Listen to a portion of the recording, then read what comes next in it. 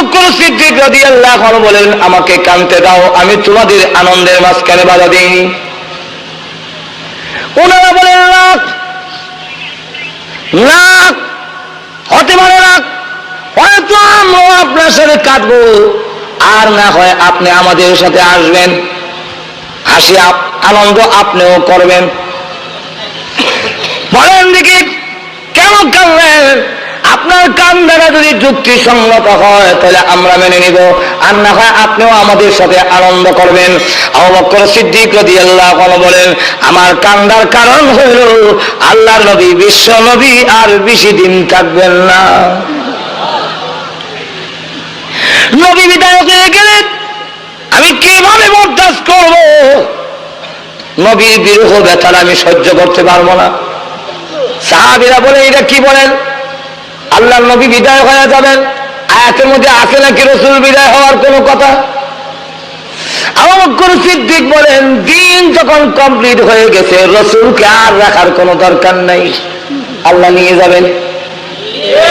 যমুনা ব্রিজের কাম যখন শেষ হয়ে গেছে, লন্ডন, আমেরিকা, কানাডা থেকে যে ইঞ্জিনিয়ার এসেছিল তাদেরকে সরকার আর রাখবে না, বিদায় টেনে নিয়ে যাবে। যেরকম ঠিক কিনা?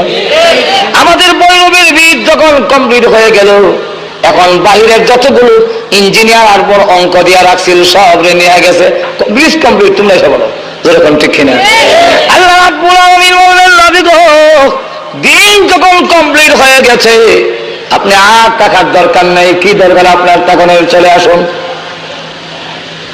আবু বকর সিদ্দিকের কথা সাহাবীরা বলেন, তাই যদি হয়, রাসূল বিদায় হয়ে যায়, এটাই যদি সত্য হয়, তাহলে আমরা বরদাস্ত করতে পারবো না, তাহলে আমরাও সহ্য হয় না। নবী বিদায় হয়ে যাওয়া এটা আমরা কোনোদিন সহ্য করবো না। তবে আপনার কথাটা এখন যাচাই করণ লাগে। বিশ্ব নবীর কাছে গিয়ে বলেন, আল্লাহর নবী, আবু রাহমাতুল লিল আলামিন। আবু বকর সিদ্দিক রাদিয়াল্লাহু আনহু বলেন, আজকে নাকি আয়াতের মধ্যে ইঙ্গিত আছে আপনি চলে যাইবেন, এমন ইঙ্গিত আসেনি আয়াতের মধ্যে।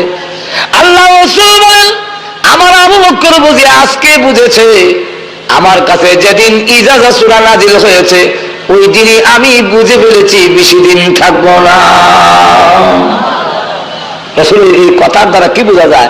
আবু বকর সিদ্দিকের কথাটা রাসূল সমর্থন করছেন কিনা? একটু ধরে বলেন না। তখন দেখা গেল সমস্ত সাহাবীরা কান্নায় জড়িয়ে পড়লেন। তাই যদি হয় রাসূল বিরহ ব্যথা, তাহলে সাহাবীরা বিদায় হওয়ার ব্যথা আনন্দ না করে কাঁদছেন। একটু ধরে কান্না। কিন্তু বোঝা গেল বিদায় হওয়ার ব্যথাটা আসার আনন্দের চাইতে বিদায় হওয়ার ব্যথাটা হওয়ার একটু ধরে কান্না। যখন কান্না শুরু করলেন, হুজুর আপনি বিদায় হয়ে গেলে আমাদের কি অবস্থা হবে? অগলবে দিয়ে আমরা তো গোমরা হয়ে যাব, পথভ্রষ্ট হয়ে যাব, পথ হারা হয়ে যাব, জান্নাতের পথ তো আমরা পাবো না, আমাদের অবস্থা কি হবে? রাসূল তখন ভাষণ দিয়ে বলেন, ঠিক আছে আমি চলে যাচ্ছি, কিন্তু রেখে যাচ্ছি দুইটা। সেরকম কটা? আরো বলে কম। তারাক্তু বিকুম আমরাইন লান তাদিল্লু মা তামাসসাকতুম বিহিমা কিতাবাল্লাহি ওয়া সুন্নাত রাসূলিহি। আল্লাহ রাসূল বলেন, আমি চলে যাই, রেখে যাই দুই জিনিস, এটা দৈরা বাক্য, কামড় দিয়া বালা কইয়া তামাসসুক অর্থ হইল দাঁত দিয়া কামড় দিয়া ধরা, আল আযযু বিন নাওয়াজিস, দাঁত দিয়া কামড়। ونعوذ بالله من شرور أنفسنا ومن سيئات أعمالنا। তুমি তো আজকে সিলে মেরে সবটা নষ্ট করে দিলে। ভাই আমার লক্ষ্য করে দেখুন, আল্লাহর নবী রাহমাতুল লিল আলামিনের এই ঘটনার দ্বারা বোঝা যাক আল্লাহর নবী রাহমাতুল লিল আলামিন বেশি দিন থাকবেন না। এখন আসুন যাই, এইভাবে আল্লাহর নবী বিদায় হজের বাণীতে মাত্র দেখা গেল কয়েক মাস আগে আয়াত নাযিল হয়েছে। আল্লাহর রাসূল আস্তে আস্তে যখন নাকি 63 বছর হয়ে গেল, এমনি আল্লাহর রাসূল অসুস্থ হতে লাগলেন, এখন আর সোজা হতে পারেন না। আল্লাহর নবী রাহমাতুল লিল আলামিন অসুস্থ হইয়া এখন বুকে ব্যথা, দারুণ বুকে ব্যথা, মাথায়ও ব্যথা। কেন বুকে ব্যথা হইল? যেই নবীকে দুনিয়াতে আসার সময় আল্লাহ কানতে দিলেন না, যেই নবী দুনিয়াতে আসার সময় মার প্রসব বেদনা হইল না। এই পৃথিবীতে এমন কোন মা নাই যে মার প্রসব বেদনা হয় না, কিন্তু আমেনা বলেন আমি একমাত্র মহিলা বিশ্বের মধ্যে, আমার ছেলে মুহাম্মদ যেদিন দুনিয়াতে এসেছে আমি আমেনার কোনো প্রসব বেদনা হয় নাই। পৃথিবীর প্রত্যেকটা সন্তান কান্দে, যেরকম কাঁদছেনি আপনারা কাঁদছেননি না বলে দুনিয়াতে আপনারা যে সময় কাঁদছেন না, ইয়াদ নাই আর কি, ইয়াদ নাই। বিশ্বাস না হলে মা বাপকে জিজ্ঞাসা করেন যেরকম ঠিক কিনা। প্রত্যেকটা মানুষ কেঁদেছে, কিন্তু আল্লাহ রাহমাতুল লিল আলামিনকে কাঁদতে দেয় নাই। কেন কাঁদতে দেয় নাই? নবী গো, আপনি বিশ্ব নবী, আপনি কান্দেন না। যাতে না কান্দে আল্লাহ নবী নিজেও বলেন। রাসূলের চাচা আব্বাস রাদিয়াল্লাহু আনহু যখন জিজ্ঞাসা করলেন ইসলাম ধর্ম গ্রহণ করে, নবীজি এতদিন পর্যন্ত আমি জিজ্ঞাসা করি নাই, আজকে আপনার কাছে জানতে চাই, আপনার যেদিন পৃথিবীতে এসেছিলেন ওই দিন আকাশে চাঁদ এত কাছে কেন এসেছিল? আমি চন্দ্রের দিকে আশ্চর্য হইয়া তাকাইলাম, এত কাছে তো কোনোদিন চন্দ্র দেখে নাই। আবার আপনার দিকে তাকাইলাম, তাকাইয়া দেখি গো আপনি ওই চন্দ্রের দিকে তাকাইয়া মুসকে মুসকে আসেন। আমি তখন ভাবলাম এই কি কারবার, মুহাম্মদ চন্দ্রের দিকে তাকাইয়া মুসকে আসে আর আকাশের চাঁদ। অগণাবেজি আপনার মাথা মোবারক ডাইনে বামে নড়াইলে আকাশের চাঁদ ডাইনে বামে নড়ে, এর কি কারণ দেখেছিলাম? এর তো বললাম না। আল্লাহ আমারও মুস্কে আসে দিয়া বলেন, চাচা গো যা দেখেছিলেন ঠিক দেখেছিলেন, ওই আকাশের চাঁদ এসেছিল আমি রাসূলকে আনন্দ দেওয়ার জন্য, আমি যেন না কান্দি। একটু করে কন্যা সুবহানাল্লাহ। আল্লাহ নবীকে দুনিয়াতে আসার সময় কাউকে দেয়নি, আমার প্রসব বেদনা হলো না। আল্লাহর নবী এখন বুকে কেন বেদনা হয়, কেন বুকে ব্যথা হয়? আল্লাহর নবী ডাকতে বলেন, সাহাবীরা রে আমার বুকে কেন ব্যথা হয় আমি বুঝি, ওই ব্যথাটা আমার বেড়ে গেছে। কোন ব্যথা? ইহুদিরা আমাকে দাওয়াত দিয়ে নিয়েছিল, ধোঁকা দিয়ে নিয়েছিল, তারা আসলে ষড়যন্ত্র করেছিল, কিন্তু আমার কাছে বলেছে তারা নাকি ইসলাম ধর্ম গ্রহণ করবে। আমি গেলাম, কে দেখি খাবারের আয়োজন করেছে, সাথে একজন সাহাবীকে নিয়ে গেলেন, রুটি আর গোশত মুখ দিলেন, সাহাবী চাবাইয়া গিলে ফেললেন, এমনি সাহাবী আস্তে আস্তে জমিনে পড়ে গেল, শহীদ হয়ে গেল। আল্লাহর নবী রাহমাতুল লিল আলামিন গোশতের টুকরা চিবায়, খালি চিবায় খালি চাবায়, কিন্তু দেখা যায় নরম হয় না, আরো রাবারের মতো ফুলে ওঠে। এর কারণ কি? এইভাবে কেন ফুলে ফুলে উঠে? আল্লাহ রাসূল বুঝতে পারলেন না কেন গোশতের টুকরাটা নরম হয় না, চাবাই কিন্তু কেন এটা নরম হয় না। এমনি তাকায় দেখে গোশতের ভিতর থেকে আওয়াজ আসতেছে, আল্লাহর নবী গো আমার ভিতরে নিলেন না, ওই ইহুদিরা আপনাকে শহীদ করে দেওয়ার জন্য আমার ভিতরে বিষ মিশাইয়া দিয়েছে। আল্লাহ রাসূল বলেন, কি এই ইহুদিরা দাওয়াত দেন না, নাস্তা উস্তা দিলা, পৃথিবীতে বিষ দিয়েছ কেন? আপনি সত্য নবী কিনা পরীক্ষা করলাম, পরীক্ষা করে বিষ খাবে। আল্লাহ নবী রাহমাতুল লিল আলামিন মাঝে মাঝে বলতেন, ওই যে গোশতের সাথে কিছু ঝুল বিষ যে মিশাইছে আমার ভিতরে লেগেছে। মাঝে মাঝে রাসূল বলতেন বুকটা ব্যথা হয়, কিন্তু ইন্তেকালের আগে ওই বুকের ব্যথাটা যখন বেড়ে গেছে, রাসূল ডাক দিয়ে বলেন, ওই ব্যথাটা আমার বেড়ে গেল, বুকের মধ্যে ব্যথাটা এখন প্রচন্ড দেখা দিয়েছে। কেন ব্যথা দেখা দিয়েছে? আল্লাহ কি ইচ্ছা করলে রাসূলকে ব্যথা ছাড়া নেওয়ার ক্ষমতা নাই?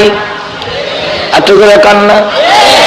এর কারণ হইল আল্লাহ নবী হাদিসের মধ্যে বলতেন, আল্লাহ আমার আকাঙ্ক্ষা হলো তোমার রাস্তায় যেন শহীদ হই, আবার সুম্মা উহিয়া আমাকে আবার দুনিয়াতে পাঠাইলে জিন্দা হইলে সুম্মা উক্তাল, আমাকে আবার যেন শহীদ করা হয়, আমি আবার শহীদ হইতাম, আবার দুনিয়ার থেকে আবার দুনিয়াতে আইলে আবার শহীদ হইতাম। প্রভু গো, আমার আকাঙ্ক্ষা হলো তোমার রাস্তায় আমি শাহাদাত বরণ করার, আমার মন চায় তোমার রাস্তায় শহীদ হইয়া বিদায় হইতাম। কিন্তু আল্লাহ বলেন, নবী গো, এই আকাঙ্ক্ষা পুরা হবে না। এর কারণ হইল আমি আল্লাহ ঘোষণা দিয়েছি আপনাকে কেউ শহীদ করতে পারবে না। এর কারণ হলো আমি স্বয়ং আল্লাহ আপনার 24 ঘন্টার পাহারাদার।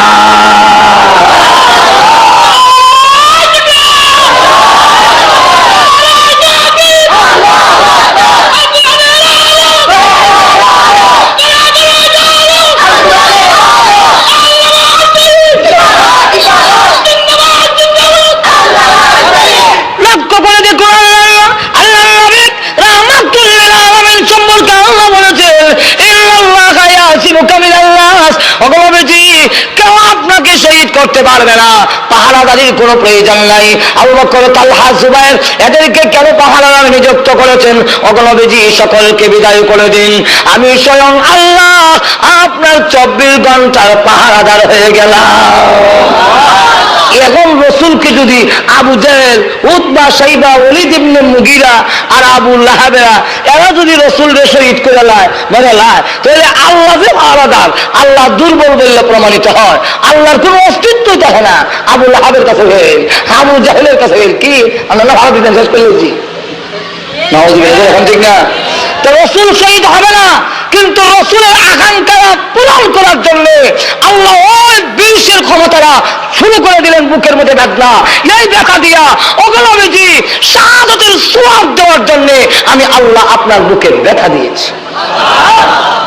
এই জন্য সমস্ত ঐতিহাসিকরা একমত যে রসুল পৃথিবীতে যদিও স্বাভাবিকভাবে বিদায় হয়েছেন, কিন্তু বুকের ব্যথার কারণে আল্লাহ তাকে শাহাদাতের মর্যাদা দিয়েছে।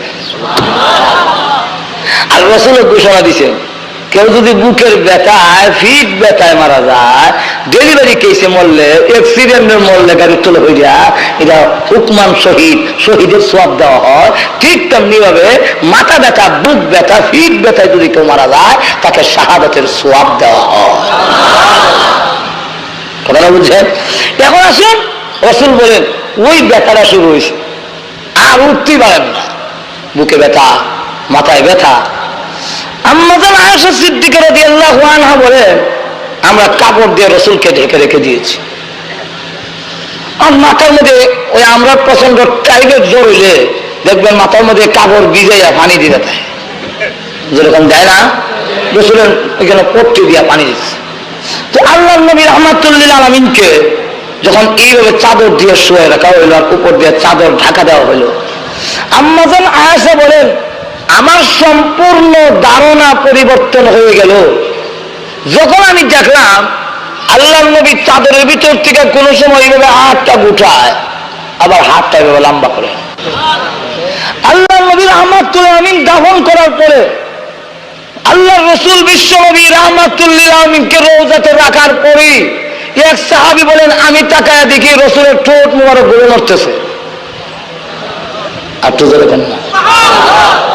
লাফ দিয়ে আমি রসুলের রওজাতে নামলাম, নাইমা রসুলের ঠোঁট মুবারকের উপরে আমার কান রাখলাম, এমনি দেখি দুই ঠোঁটের মাঝখানে থেকে আওয়াজ আসতেছে, আল্লাহুম্মা উম্মতি। আর তো জোরে কেন না?